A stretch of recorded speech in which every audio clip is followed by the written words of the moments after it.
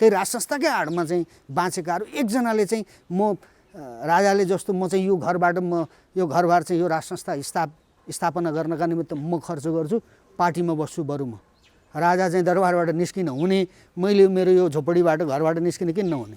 कसैले त्यो खालको त्याग गरेर देखायो? राज संस्थाले पनि अब यसो गर्नुपर्छ कसले भने? कुन चाहिँ राजावादीले भन्यो भन्नुहोस् त मलाई? राज संस्थालाई पनि सजिलो बनाउने, नेपाली जातिलाई पनि सजिलो बनाउने र राज संस्थाका विपक्षमा उभ्याइएका विदेशीका दलालहरूलाई पनि यो कारणले तिमीहरू बदमास हौ भनेर भन्न सक्ने कुनै त्यस्तो तागत जन्मियो नेपालमा? स्वयं देशी विदेशीहरूसँग उहाँले बसेर छलफल गर्नु पर्यो। यो देश यो कसैको चाहिँ मुठ्ठीभर मान्छेहरूको मस्ती गर्ने चाहिँ भूगोल होइन, यो देश हो।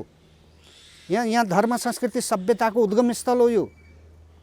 यो मनु जन्मिएको देश हो यो। यहाँ ठुल्ठुला चाहिँ धर्मग्रन्थहरू चाहिँ निर्माण यहीँ भएका छन्, संस्कृति यहीँ निर्माण भएको छ। यो मानव सभ्यताको जग हो। यो जग भत्काउन पाइँदैन। कसलाई कस्तो खालको शासन गर्न मन लागेको छ, शासक हुन मन लागेको छ, आऊ न गरौँ, विचारमा बहस गरौँ। कम्युनिस्टका के हुन् कुरा, काङ्ग्रेसका के हुन् कुरा, हाम्रा कुरा के हुन्, आऊ न बसौँ भनेर भन्नु पऱ्यो महाराज राजले। अनि खालि त्यो वक्तव्य फालिदिएर के दायित्व पुरा भयो त महाराज? त्यसको लागि अगाडि आएको त्यो रोक्नका लागि र यो व्यवस्थालाई यहाँ टिकाइराख्नका लागि, यो विदेशीहरूले लादेको व्यवस्था टिकाइराख्नका निमित्त यिनीहरूले चुनावमा लैजान्छन्। देशभक्तहरूले यो चुनावलाई चाहिँ विद्रोहका माध्यमद्वारा चुनावको विरोध गर्नुपर्छ र चुनाव हुन दिनु हुँदैन। कुनै देशका शरणार्थीहरू थिएनन्। 46 पछि को आए हेर्नुहोस् त? भुटानी आए, भुटानी कहाँ गए, के भयो, लथालिङ्ग भयो। अहिले रोहिङ्गा आएको छ, हुँदा अफगानिस्तानका चाहिँ समेत शरणार्थीहरू ल्याएर राखे हामीले। यही हो प्रजातन्त्र भने, यही हो लोकतन्त्र, यही हो व्यवस्था। त्यसो भएर हामीले भनेको के हो भने राज संस्थाले अब यी काइते कुरा गर्नेहरू का चाहिँ पछि लागेर यिनले जे भन्छन् त्यो प्रजातन्त्र गणतन्त्र फणतन्त्र भनेर हुँदैन। अब हाम्रा विवेकमा, हाम्रा बलमा, हाम्रा बुद्धिका आधारमा देश अगाडि आउँछौँ, त्यही हो प्रजातन्त्र।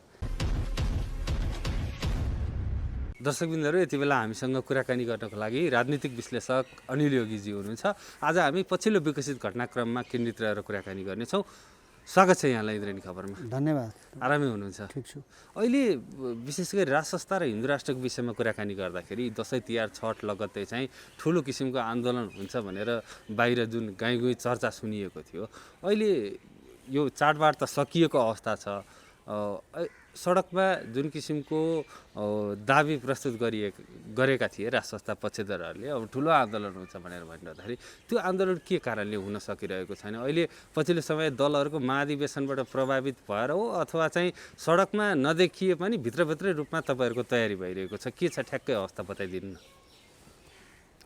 धन्यवाद तपाईँलाई। अब यो नेपालका राजनीतिक पार्टीहरूले के गर्दैछन् भन्नेतिर चाहिँ ती पार्टीका चाहिँ मान्छेहरूलाई, ती सम्बद्ध पार्टी निकटका मान्छेहरूलाई चासो होला। यो आम जनताको चासोको विषय होइन। यो 30 वर्षदेखि यिनका महाधिवेशन, अधिवेशन, चुनाव के यिनले कति गरे होइन। त्यसो भएर यो यतापट्टि चाहिँ हामीलाई विशेष गरी व्यक्तिगत रूपमा मलाई त्यति चासो छैन। अब राज संस्थाको एउटा आन्दोलनको जुन प्रश्न छ, यसमा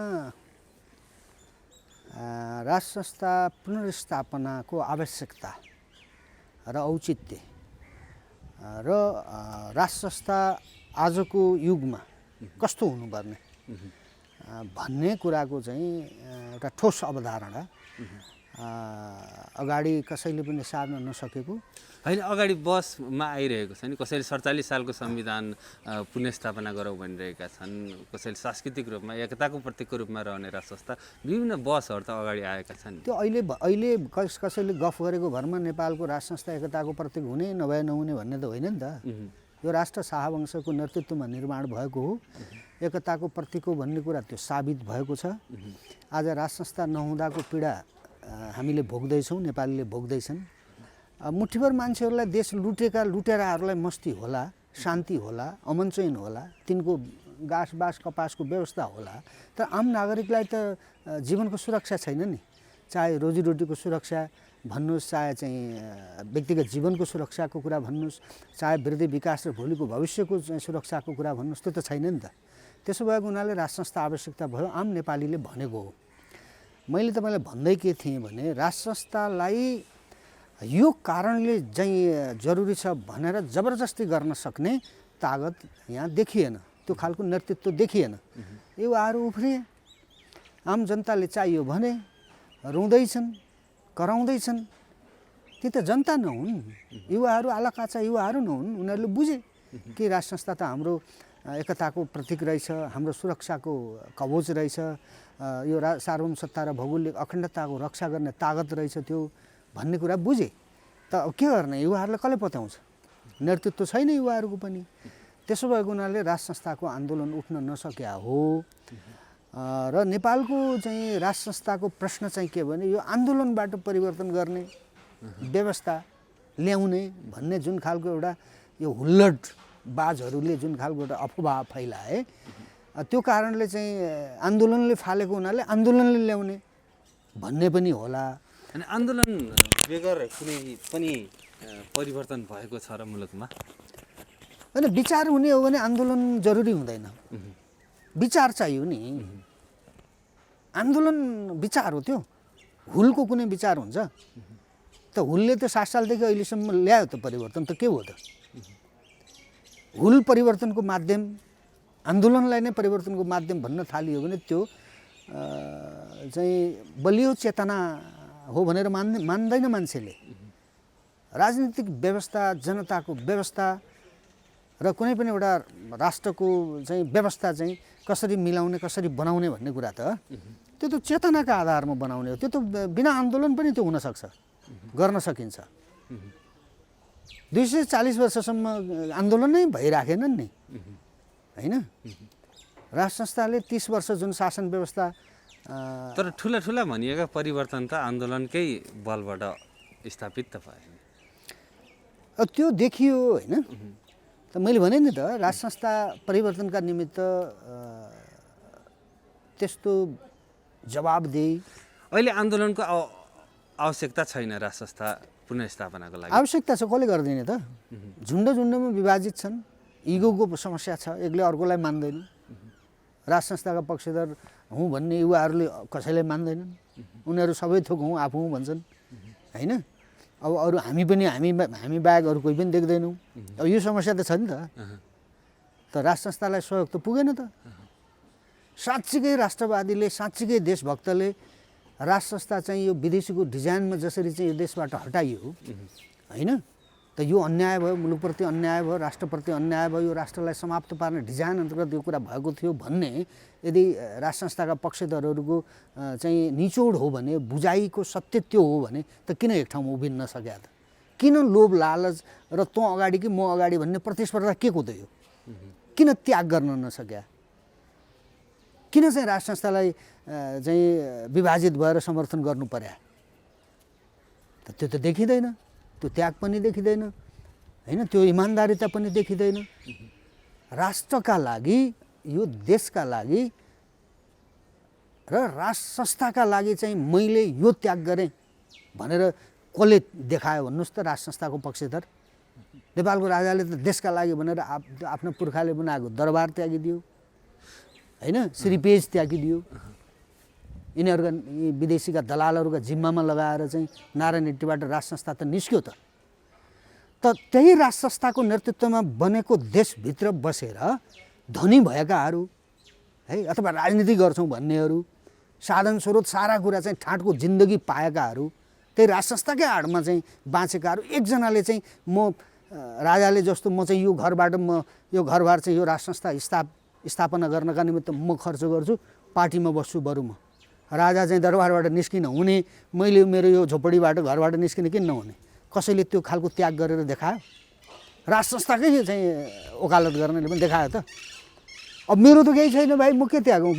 कालीकोटमा थियो, अब युद्ध, यो संसदवादी र माओवादी यो बदमास विदेशका दलालहरूको युद्धले गर्दा त्यो झोपडी त्यागेर काठमाडौँमा शरणार्थी भएर बसेको छु। अब मैले के त्याग्ने? के छ मैले त्याग्ने? यो जीवन बाहेक त हुनेले त त्याग्नुपर्ने हो नि त। सडकमा आइरहेका छन् नि, छुट्टै छुट्टै झुन्ड भयो तापनि। त त्यही भएर त राजालाई सहयोग पुगेन, राज संस्थालाई सहयोग पुगेन भनेको मैले। किनकि झुन्ड झुन्डमा विदेशीका दलालहरू चाहिँ एक ठाउँमा उभिन सक्ने सत्ताको लागि राज्यको सम्पत्तिमा मस्ती गर्नका लागि चाहिँ विचार नमिल्नेहरू पनि एक ठाउँमा काङ्ग्रेसको विचार र कम्युनिस्टको विचार एउटै हो होइन नि फरक फरक विचारका हुन् नि त तर उनीहरू आफ्नो सत्ताका निमित्त त उनीहरू एक ठाउँमा बस्छन् नि भनेपछि तपाईँले भन्नुभयो जस्तै यो इगोको कारण मात्रै मिल्न एक ठाउँमा आउन सकिरहेका छैनन् अथवा चाहिँ भित्री कारण केही छ विचार के छ त विभिन्न सञ्चालित शक्तिका कुराहरू पनि उठे बिचमा विचारको चाहिँ कुनै बहस भएर कोही मिल्न नसक्या त म देख्दिनँ त्यो युगकै कारण त हो नि त राज संस्था चाहियो भन्नेहरूको आफ्नो विचार चाहिँ के त्यो राज संस्थाले अगाडि सारेको रोडम्यापका आधारमा हिँड्ने भने होइन राज संस्था चाहियो भनेको राज संस्थाले जे भन्छ त्यो गर्ने भने हो राज संस्थाले पनि अब यसो गर्नुपर्छ कसले भने कुन चाहिँ राजावादीले भने भन्नुहोस् त मलाई राज संस्थालाई पनि सजिलो बनाउने नेपाली जातिलाई पनि सजिलो बनाउने र राज संस्थाका विपक्षमा उभ्याइएका विदेशीका दलालहरूलाई पनि यो कारणले तिमीहरू बदमास हौ भनेर भन्न सक्ने कुनै त्यस्तो तागत जन्मियो नेपालमा राज संस्थाले के चाहिँ गर्नुपर्छ त अब राज संस्थाले आफै प्रयास गर्नुपर्छ यो उहाँहरूको पुर्खाले नेतृत्व प्रदान गरेर निर्माण भएको राष्ट्र हो गुरु गोरखनाथ का आशीर्वादमा निर्माण भएको राष्ट्र हो यो है त्यसो भएको हुनाले यहाँ जे गर्ने हो गुरु गोरखनाथ पशुपतिनाथ गोरखकाली भद्रकालीको जसलाई कृपा हुन्छ उसैले गर्ने हो यो अरूले गर्दैन अब घण्ट बजाएर न्याय दिन तयार हुनुपर्छ त त्यसका लागि महाराज सरकार स्वयं आफै तयार हुनुपर्छ अब कति तयार गर्ने उहाँले फुलपातीको दिनमा भिडियो सन्देश स्पष्ट रूपमा दिनुभयो कतिपय राज संस्था पक्षधरहरूसँग भेटघाटको कार्यक्रम आयोजना गर्नुभयो चियापानको कार्यक्रम गर्नुभयो त के भयो त मार्ग प्रशस्त त गरिदिनु भएको छ नि उहाँले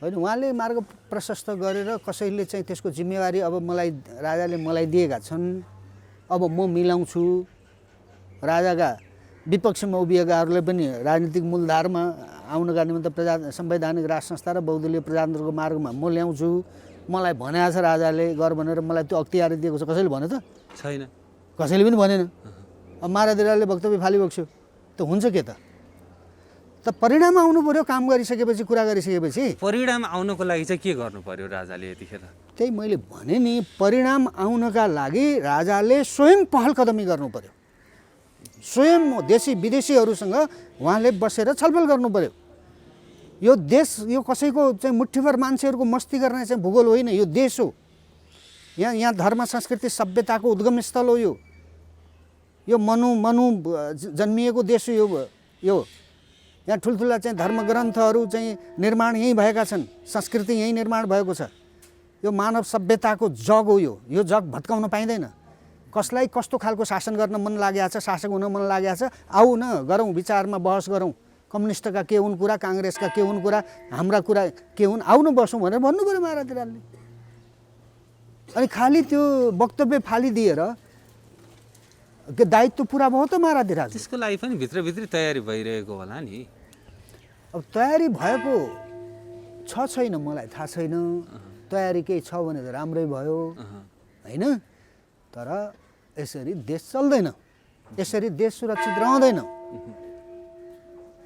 यसरी यो देशलाई चिरकालसम्म जीवित राख्न सकिँदैन राजा किन चल्न सकिरहेका छैनन् त तपाईँले भन्नुभयो जस्तै देशी विदेशी शक्तिहरूसँग छलफल गर्नको लागि किन अगाडि बढ्न सकिरहेका छैनन् यो चाहिँ के मुख्य कारण चाहिँ के हो भने यो ओली यो प्रचण्ड यो बाबुराम यो माधव नेपाल यी को छन् नि विदेशीका डिजाइनमा यो देशमा तथाकथित लोकतन्त्र र प्रजातन्त्र गणतन्त्रको बकवास गर्नेहरू यिनीहरूलाई विदेशीले अहिले पनि आफू अनुकूल बनाइराखेको हुनाले राज संस्थाले कुनै पहल कदमी केही गर्ने प्रयास गर्यो भने यिनलाई त ठोक्नुपर्छ नि त खोरमा जाने त यिनीहरू हो नि यिनीहरूका त्यो समर्थक जति छन् त्यो महाधिवेशन के यिनका अधिवेशनमा चाहिँ भोट हाल्न जाने होइन त्यो सत्ता र चाहिँ शक्तिमा आफ्नो पार्टी र आफ्नो नेताहरू पुगेको आधारमा चाहिँ देशको दोहन गर्नेहरू सबैलाई त खोरमा त हाल्न मिल्दैन नि त सकिँदैन नि त होइन त खोरमा को हाल्नु पर्यो त भन्दा नेतृत्व गर्ने बेइमानहरूलाई हाल्नु पर्यो विदेशका दलालहरूलाई हाल्नु पर्यो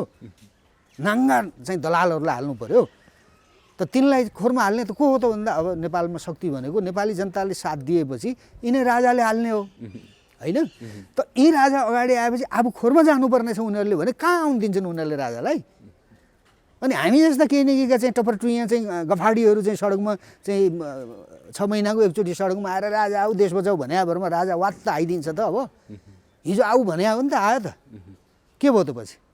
सारा सर्वस्व गुमाउनु पर्यो। अनि अहिले फेरि आइज, हिजो त सेना थियो, अहिले त सेनालाई समेत चाहिँ यिनीहरूले छुटाएर राखिदिए, सेनाले समेत राज संस्थालाई छोडेको छ नि। अनि यस्तो बेलामा राजालाई आऊ भनेर के मार्ने मराउने? कसले चाहिँ काँदा हाल्छ भन्नुहोस् त? त्यसो भएको हुनाले नेपालको राज संस्थाले राजाले विचार गर्नुपर्छ है। त्यो लहडमा कसैलाई लठुवाहरूलाई अगाडि सारेर अब देश बाँच्दैन। राजाले लठुवाहरूलाई अगाडि सारे? त्यसरी हुँदैन भनेको मैले। विचारमाथि पनि विचार गर्ने मान्छे चाहियो नि। नेपाली जनतालाई एकताको सूत्रमा बाँधेर कसैमाथि पनि कुनै जातिमाथि पनि अन्याय अत्याचार थिचोमिचो नगर्ने गरिकन राज संस्थालाई माध्यम बनाएर अगाडि जान सक्ने पात्र त चाहिएला नि त। त्यो पात्र को हो त? त्यो देखाउनु पर्यो नि, त्यो भन्नु पर्यो नि। राज संस्थाले यो पात्र हो भनेर खडा गर्नु पर्यो है। महाराजले आफै चाहिँ यो देशलाई संरक्षण गर्ने, नेपाली जातिको जीवनको सुरक्षा गर्ने र भोलिका सन्ततिहरूका निमित्त पनि यो राष्ट्र जोगाइराख्ने हाम्रो दायित्व आऊ भनेर भन्नु पर्यो नि त उहाँले। भनेपछि जो राजाको वरिपरि छन् उनीहरूले गलत सल्लाह दिइरहेका छन् राजालाई। अब मलाई थाहा छैन कसले के सल्लाह दिए, ती भेट्नेहरूलाई थाहा होला, सुन्ने महाराजलाई थाहा होला। देश अब म अनुकूलका मान्छेले मात्रै हुँदैन, महाराज अनुकूलका मान्छेले मात्र अब देश सम्हालिँदैन। सबै चारैतिर हेर्नु पर्यो है, चारैतिर हेर्नु पर्यो। कहाँ कहाँबाट हामीलाई शत्रुहरूले, देशी विदेशी शत्रुहरूले हामीलाई खतम गर्न खोज्दैछन् भन्ने कुरा बुझ्नु पर्यो है। त्यसका आधारमा नेपाली जातिसँग, नेपाली जनतासँग हिँड्नका निमित्त पहिला महाराज तयार हुनु पर्यो। महाराज तयार भइसकेपछि महाराजसँग हिँड्ने बहादुर त्यस्तै हुनु पर्यो, त्यो धर्मात्मी हुनु पर्यो, त्यो न्यायिक हुनु पर्यो, त्यो भ्रष्टाचार रहित चेतना भएको हुनु पर्यो है। यो राष्ट्रलाई, राज संस्थालाई माध्यम बनाएर आफ्नो दुनु सोझ्याउने दोक्लाले अब महाराजलाई बोकेर, राज संस्थालाई बोकेर राष्ट्रलाई काँध हाल्छु भनेर हुँदैन। अब त्यस्ता चाहिँ त्यो फगत मान्छेहरूलाई बोकेर अब यो न देश जोगिन्छ न राज संस्था फर्किन्छ, केही पनि हुँदैन। त्यसो भएर अब नयाँ युगमा जानु पर्यो।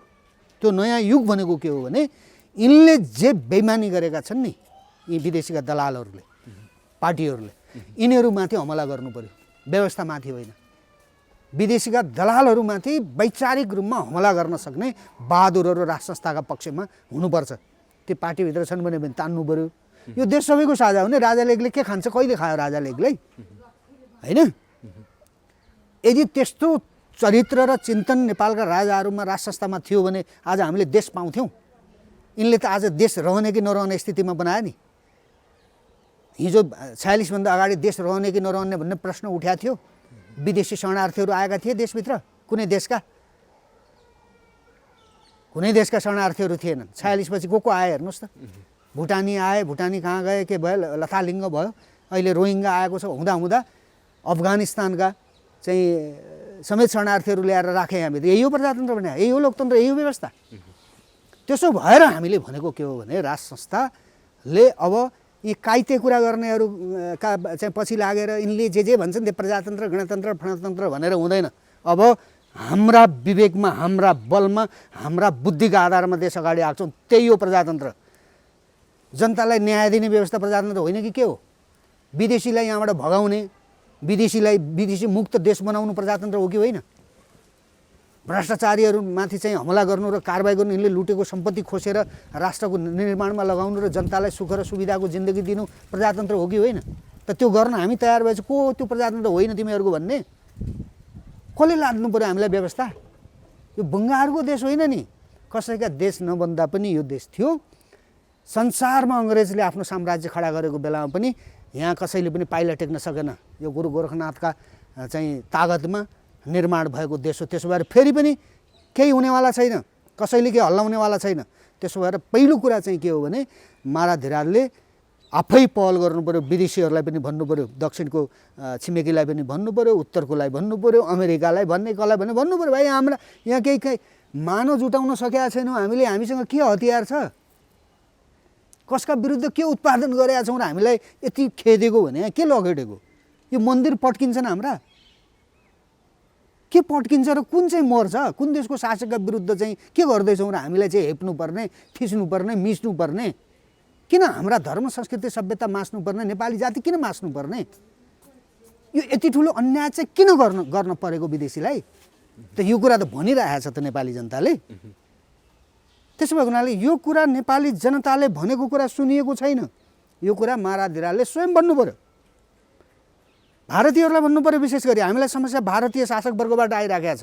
अहिले पछिल्लो समय त एमालेको यो महाधिवेशनमा भारतीय कम्युनिस्ट पार्टीको एकजना नेताले त नेपालमा हिन्दू राष्ट्र र राष्ट्र संस्था ल्याउनको लागि भित्रभित्र कदम चालिरहेको छ र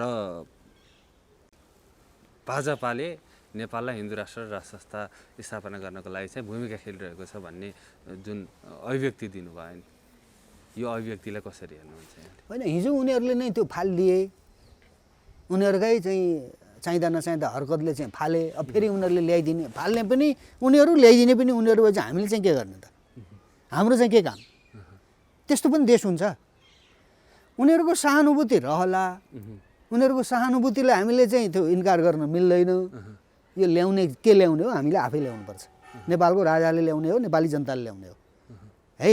बुझेका, विवेक मरेको छैन भने नेपालीहरूले ल्याउने हो, जे ल्याउने भए पनि है। जस्तो व्यवस्थालाई अवलम्बन गर्ने भए पनि, जस्तो चाहिँ राष्ट्रको धर्म राष्ट्र चाहिँ यो हो भनेर पहिला त जनता बचाउने धर्म चाहियो नि भने घन्टो बजाउने काम त भइराखेको छ त, पूजा त भइराखेको छ नि त, के चाहिँ गर्नुपर्ने फेरि? त जनता बचाउने धर्म चाहियो, राष्ट्र बचाउने धर्म चाहियो। त्यो हो राजनीति भने। त्यो गर्नका निम्ति माराधिराज तयार हुनु पर्यो। अब राजनीतिमा उत्रिनु पर्यो। राजनीतिमा उत्रिनै चाहिँ पर्दैन भने गर्नै पर्ने कुराहरू जो छन् त्यो माराधिराजको हैसियतबाट बाहेक अरूको हैसियतबाट हुँदैन। त्यो काम उहाँले अग्रसरता लिएर गर्नुपर्छ। हामीलाई पत्याउँदैन, किनकि हाम्रा स्वार्थ छन्। हामी फराकिलो दृष्टिकोण राख्न सक्दैनौँ। हामी एक त धर्मै गर्न जान्दैनौँ होइन। धर्म गर्न जान्ने भइदिए विदेशी सिकाउन आउँथे हामीलाई। त्यो धेरै ठाउँमा हामी चुकेका छौँ। हाम्रो राष्ट्र र राज्य व्यवस्था हिजो चुकेको थियो, त्यो भएर विदेशीले खेलेको हो। अब जानेर चाहिँ विदेशीहरूले आएर हामीलाई चाहिँ कमजोर बनाए, त्यहाँनिर हामी उभिनु पऱ्यो। त्यहाँनिर नेपालको राजा उभिनु पऱ्यो, नेपाली विद्वानहरू उभिनु पऱ्यो, देशभक्तहरू उभिनु पऱ्यो, धर्म गर्छु भन्ने गुरुहरू उभिनु पऱ्यो, सबै उभिनु पऱ्यो। अनि मात्रै हामी बाँच्छौँ, नभए सिद्धिन्छौँ। कोही पनि रहँदैन त्यसपछि। राजाहरू त थिए त संसारमा, राजाहरूकै संसार थियो नि कुनै समयमा। त्यसो भएको हुनाले अब अन्याय पर्यो नि नेपाली जनतालाई, राष्ट्रमाथि अन्याय परेको बेलामा अनि विदेशीहरूकै चाहिँ मुख ताकेर बस्ने व्यवस्था, त्यो राजा के काम, त्यो नेता के काम थियो भन्छ भोलि जनताले। म यो गुरु गोरखनाथको मन्दिरका आडमा आएर भन्दैछु यो कुरा। यो कुनै नाटक होइन, यथार्थ यो सत्य यही हो। जनतालाई अन्याय परेको बेलामा अगाडि सर्ने को हो त यो देशमा? त्यही राज संस्था हो र यहीँ राजाहरू हुन्। जब आउनु पर्यो। त्यो सम्भावना देख्नु भएको छ? त्यो सम्भावना सकिएको हो भने त देशै गयो त, सिद्धि हो। यतिका समय अहिले 62-63 पछिको अहिले हामी 2078 सालसम्म आइपुग्दाखेरि यो समयमा यो 14-15 वर्षको अवधिमा चाहिँ जुन किसिमले राज संस्था र हिन्दू राष्ट्रको पक्षमा माहौल तातिएको अवस्था छ, जुन किसिमले जनलहर चाहिँ बढेको अवस्थामा यो समयमा पनि भएन भने कहिले हुने त? जिज्ञासा धेरैको छ यतिखेर। होइन, त्यही त मैले भने नि, यो राष्ट्र बचाउने समय आएको हो। कोही शासक फर्किने जाने आउने समयको कुरा होइन यो। यो राष्ट्र बचाउने समय आएको छ। त्यसमा आन्दोलनका समय कसका आए कसका सकिए त्यो महत्त्वपूर्ण कुरा होइन। त्यसैले मैले भनेको माराधिराजले गम्भीर भएर सोच्नुपर्छ र आफूलाई विदेशीहरूको डिजाइनमा जुन जुन चाहिँदा नचाहिँदा काम भए, सम्झौता 12 बुँदे सम्झौतामा पनि नभएको कुरा, यी पछि यी दलसँग गरेको 5 बुँदेमा पनि नभएको कुरा, यिनले जे बेइमानी गरे त्यहाँनिर आफू उभिएर आफ्नो राष्ट्र र आफ्नो जनतालाई काखमा हाल्ने र अगाडि बढ्ने, त्यो माराधिराजले बाहेक हामी जस्ता मान्छेहरूको त्यो बसको विषय होइन। यो कुरा तपाईँले दरबारसम्म पुर्याउनु भयो? अब अहिले पछिल्लो समय म मेरो भेटघाट छैन। अब भेट भयो भने भनौँला। हामी यो देश सबै कुरा भिख माग्नेहरूको देश होइन। यो विचारको पनि भिख माग्ने, पैसा पनि माग्ने, धर्म संस्कृति अरूका यो भिखमङ्गाहरूको देश होइन यो। त्यसो भएर यो देशलाई बचाउनका निमित्त गुरु गोरखनाथको आशीर्वाद जसमाथि छ उसैका पुर्खाले यसलाई काँध हाल्ने हो। त्यो महाराधिराजले चाहिँ पहल गर्नु पर्यो भनेर मलाई त्यो मौका बक्स्यो भने म भनौँला भेटेर। अब नभए भेट भएन भने पनि भने त यही हो कुरा, म किन भेटिराख्नु पर्छ। राजाबाट त्यो किसिमको पहल कदमी अगाडि नबढेसम्म चाहिँ आन्दोलन अगाडि बढ्दैन। मलाई लाग्छ यस्ता आन्दोलनले अर्थ राख्दैन। किन भइरहेका छन् त अर्थै नराख्ने खालका आन्दोलनहरू? तपाईँ त लामो समयदेखि यही क्षेत्रमा हुनुहुन्छ, राष्ट्र पुनर्स्थापना, हिन्दू राष्ट्र पुनर्स्थापनाकै लागि लागिरहनु भएको छ। होइन, निर्णायक एउटा आन्दोलनको प्रश्न थियो। आम नेपाली जनसमुदायले राष्ट्र संस्था नेपालमा चाहिन्छ भन्ने चाहिँ जनसमुदायले भन्यो। सबै चाहिँ राष्ट्र संस्था पक्षधरहरू एक ठाउँमा आऊ, एक ठाउँमा उभियौ भनेर भन्यो जनताले। मानेन कसैले पनि। प्रश्न त त्यहाँ भयो नि त। त्यसो भएको हुनाले अब यो झुन्डका आन्दोलनले राष्ट्र संस्थालाई कमजोर बनाउने काम हुन्छ, बलियो बनाउने काम हुँदैन। बाह्य शक्तिहरूले हेर्दाखेरि के हुन्छ, अब राष्ट्र संस्थाको पक्षमा चाहिँ करोडौँ नेपालीहरू छन्, तर माइतीघर मण्डलामा 1000, 1500, 100, 200 जना आएपछि त राष्ट्र संस्थाको पक्षमा त मान्छे यति रहेछन् भन्ने म्यासेज गयो नि। त यो पनि यो राष्ट्रघात हो भन्छु क्या म। राष्ट्र संस्थाप्रति गरिएको घात हो। 2000 मान्छे मात्रै हुन्, 5000 मान्छे मात्रै हुन् त राष्ट्र संस्थाको पक्षधर। अहिले भर्खरै कार्यक्रमबाट आउँदैछ 5 जना मान्छे कार्यक्रम गरेर। त यो त बेइज्जती भयो नि त। त यस्तै मान्छेहरूले गर्दाखेरि नेपालको राष्ट्र संस्था चाहिँ बलियो हुँदै पनि कमजोर देखाउने काम यो हामी जस्ताका आन्दोलनले भएको छ। त्यसो भएर मलाई यस्ता आन्दोलनबाट चाहिँ राष्ट्र संस्थालाई सपोर्ट पुगिराखेको छ, हामीले मद्दत गऱ्यौँ भने जस्तो कसैले नाक फुलाउला। मलाई चाहिँ यो गतिलो काम होइन भन्ने मैले पछिल्लो समय हेर्दै आएँ। मलाई चाहिँ यस्ता आन्दोलनबाट नेपालमा राष्ट्र संस्थाको चाहिँ पुनर्स्थापना आन्दोलनमा तपाईँ सहभागी हुनुहुन्न? मलाई पुग्यो अब आन्दोलन जस्तो लाग्छ क्या। किनकि लाखौँ नेपालीहरू छन् नि राष्ट्र संस्थाको पक्षमा। त तीन लाखौँ नेपालीहरूलाई सडकमा ल्याउने नेतृत्व त कोही पनि देखिँदैन त। राष्ट्र संस्थाकै कुरा गर्नेहरू पनि एक ठाउँमा आएनन् त। आएका दिनमा म पनि आउँला, म कहाँ जान्छु त? मलाई नेतृत्व चाहिए पनि छैन। राष्ट्र संस्था चाहियो भन्ने लाखौँ नेपालीहरू सडकमा कोही ल्याउनका निमित्त कोही साथीहरू एकताबद्ध भई अगाडि बढ्छन् भने म तिनीहरूको पछाडि लाग्ने सदस्य, राष्ट्र संस्थाको चाहिँ समर्थक हुनुको नाताले राष्ट्र संस्था यो देशमा आवश्यकता छ 20औं वर्षदेखि भन्दै आएको हुनाले मैले त त्यहाँ जानुपर्ने मेरो बाध्यता हुन्छ। मलाई कसैले अगाडि देखाउला नदेखाउला मेरो भूमिका के हुन्छ मलाई भूमिकासँग मतलब छैन। मलाई यो देशको रक्षा हुनु पर्यो, नेपाली जातिले न्याय पाउनु पर्यो, मलाई त्यति भए पुग्छ। मलाई केही पनि चाहिँदैन। त त्यो नहुने भएपछि चाहिँ त्यो आन्दोलनको अर्थ छैन। हुन्छ। अब अलिकति नेपालको राजनीतिको कुरा गर्दाखेरि न्यायालयमा जुन किसिमको विवाद उल्झिएको त्यो विवाद अहिलेसम्म पनि सर्वोच्च अदालतमा हेर्ने हो भने अहिले पनि नाराबाजी भइरहेको अवस्था छ। अर्कोतर्फ पार्टीहरूको महाधिवेशनको आफ्नै चटारो छ। महाधिवेशनको बिचमा पनि पार्टीभित्र पनि गुटुपुगुटका कुराहरू जसरी अगाडि आइरहेका छन्। एमाले महाधिवेशनकै कुराकानी गर्ने हो भने भीम रावलको उम्मेदवारीको विषयलाई लिएर चाहिँ त्यहाँ एक किसिमको माहौलै बिग्रेको अवस्था छ। हिजो बेलुका मात्रै पनि एक किसिमको रसाकसी नै चल्यो र अहिले पनि विधान बाँड्ने क्रममा चाहिँ त्यहाँ रोकिएको अवस्था छ। यसले अब नेपालको राजनीति अहिले पछिल्लो समय जसरी विकसित भइरहेको छ यसले कतातर्फ लाँदै चाहिँ यहाँले कसरी हेर्नु भएको छ? होइन, यो चाहिँ यो राजनीति होइन, यो चाहिँ यो एक प्रकारको पूर्वेलीहरूको तानाशाही तन्त्र हो। यो एमालेभित्रको झगडा। अब पश्चिमको बहादुर थियो भीम रावल, विद्रोह गर्यो। मैले त्यति बुझा हो। यो कुनै सिद्धान्तनिष्ठ राजनीति होइन। यो कम्युनिस्ट हौँ पनि भन्ने, प्रजातन्त्रवादी हौँ पनि भन्ने। कम्युनिस्ट प्रजातन्त्रवादी हुन्छ? यिनले त नेपाली जनताले बेकुफ बनायो नि। म त कहाँ बेकुफ हुन्छु त भने? दुनियाँ बेकुफ होला। कम्युनिस्ट त कहिले पनि प्रजातन्त्रवादी हुँदैन कि? त्यो कम्युनिस्टै होइन। यिनीहरू नक्कली हुन् नि त, न कम्युनिस्ट हुन् न चाहिँ काङ्ग्रेस हुन् क्या, यी केही पनि होइन। तर त्यो हँसिया हतौडा देखाएर दुनियाँलाई बेकुब बनाउनेहरू हुन्। र पूर्वेली चाहिँ अधिनायकवादी तानाशाहको जुन एकलौटे रजाइ हुनु खोज्दै थियो, त्यसमा चाहिँ पश्चिमको चाहिँ एउटा राहुलको चाहिँ छोरोले विद्रोह गर्यो। त्यही पनि पार लाग्दैन। त्यो पार लाग्ला नलाग्ला विद्रोह गर्नु त पाइन्छ नि त। यिनीहरूले बोकेको, यिनीहरूले अवलम्बन गरेको व्यवस्थामा विद्रोह गर्न, हिजो त माओवादी हतियारै उठायो त मान्छे मार्यो नि। उसले त चाहिँ निर्वाचनमा चाहिँ उम्मेदवारी नै दियो भीमरावले, त्यो कति ठुलो विद्रोहहरू थियो। यही त, यही महाधिवेशनकै सिलसिलालाई लिएर एक पार्टीले अर्को पार्टीका नेताहरूलाई चाहिँ यो आरोप प्रत्यारोप गाली गलौजमा उत्रिने विगतमा एक समय खुबै चलेको थियो। अहिले फेरि त्यो श्रृङ्खला सुरु भएको छ नि। होइन, त्यो त नेपालीको चरित्र हो, त्यो प्रदर्शन भइरहेको छ। यो कुनै अनुशासनमा बाँधिएको समाज र यी पार्टीहरू कुनै अनुशासनमा छैनन् नि, यी जस्ता छन् त्यस्तै प्रतिक्रिया आउने हो। अब चुनाव नजिकै छ, महाधिवेशन लगत्तै चुनाव जसरी नजिकै छ, यो अब चुनाव भइसकेपछि चाहिँ यो गणतन्त्र जतिपटक चुनाव हुँदै जान्छ त्यति त संस्थागत हुँदै जाने भयो।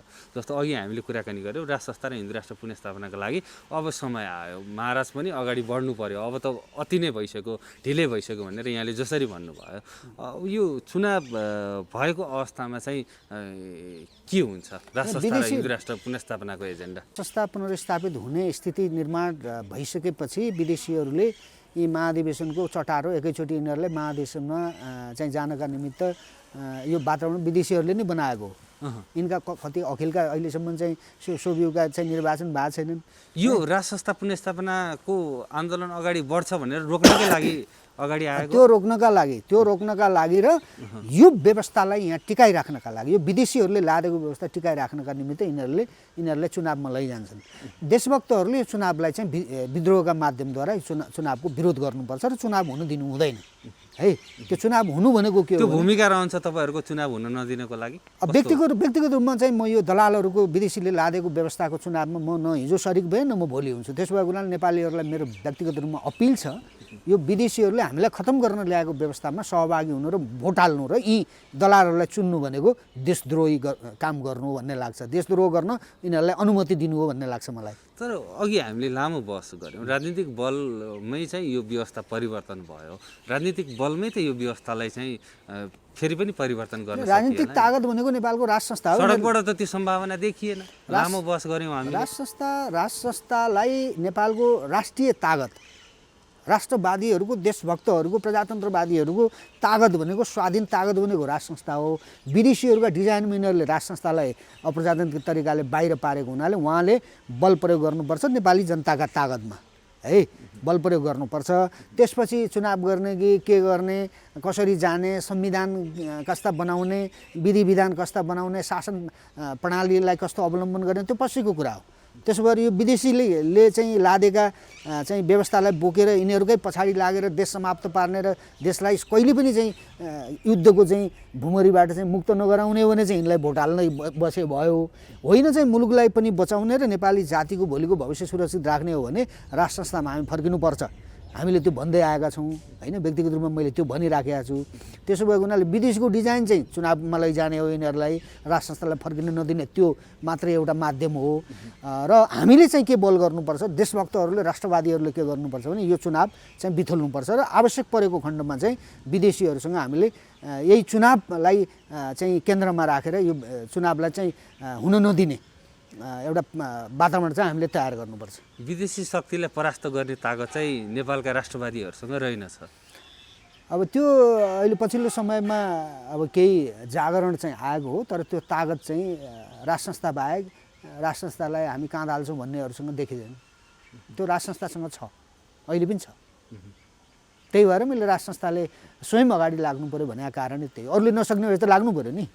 अब या त माया मार्नु पऱ्यो देशको, त्यसो भएर भने हामीले। हुन्छ, हामी कुराकानीको अन्तिममा छौँ, अन्तिममा केही भन्न चाहनुहुन्छ?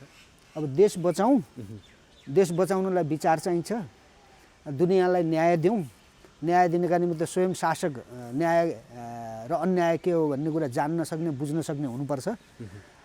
यो देश कसैले कृपाले चाहिँ पाएको होइन, यो पुर्खाहरूले बलिदान गरेर निर्माण गरेको देश हो। सबैले चाहिँ राज संस्थामा फर्किने प्रयास गरौँ, त्यो सद्बुद्धि आओस्, त्यसपछि राष्ट्र पनि बाँचला नेपाली जाति पनि बाँच्लान्। मौका दिनुभयो, धन्यवाद।